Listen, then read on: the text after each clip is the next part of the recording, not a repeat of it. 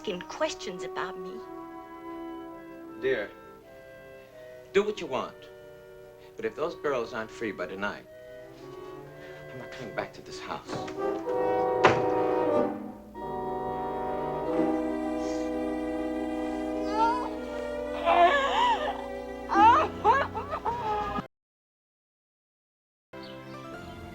Riding on the crest of unparalleled wealth and captained by the 3 Ps, prestige, power, and pampering, roughly 2/3 of America's known millionaires lived along the winding stretch of the great Mississippi River Road. In the 3 decades prior to the Civil War, vast amounts of money flowed into family coffers from bumper crops of cotton and sugarcane. This golden era spawned a massive game of one-upsmanship.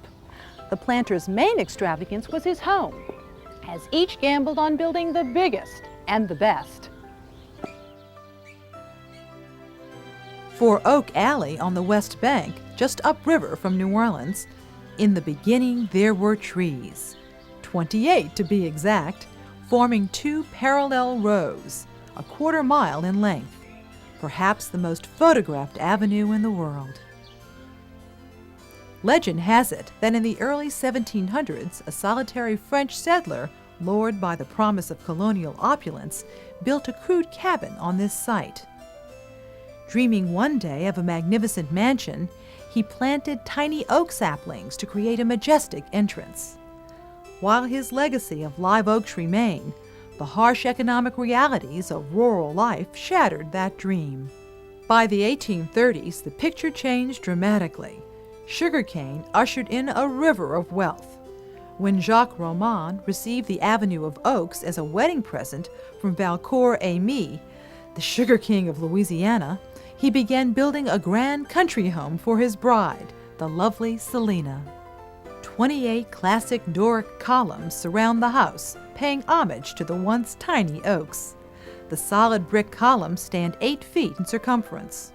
A 13-foot wide veranda provides cooling shade in the heat of the day. The walls are 16 inches thick throughout. The interior of the home reflects the lavish decor preferred by wealthy sugar planters who saw their fortunes rise to impressive heights. The Romans' mahogany dining table seats 22 comfortably.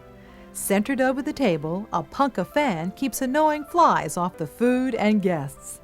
The flies were served a special concoction of syrup water and poison in a glass jar. Once trapped, the hostess discreetly covered the jar with her handkerchief. Upstairs, the master bedroom is enveloped in a warm morning light. A breakfast tray rests on the hand-carved pineapple bed.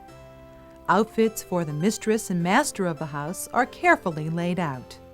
Resting peacefully in the far corner, the newest addition to the Roman family takes his nap, secure in an elaborately crafted rosewood cradle. Doctors were scarce. In the event of an illness, the guest bedroom was converted to an infirmary. The mourning period for family members followed strict rules of protocol. Mirrors were draped in black netting. Clocks were stopped and remained at a standstill for a full year. The clocks in Oak Alley mark the time of death of the last private owner, Mrs. Josephine Stewart. Visible from the upper balcony are the site of the original kitchen and Whistler's Walk. As dishes were carried from the kitchen to the main house, the servant was required to whistle the entire way to prevent him or her from sampling the food. The brick pathway was known as the Whistler's Walk. The ringing of the plantation bell still serves as a clarion call, inviting visitors to savor the Romans' Creole hospitality.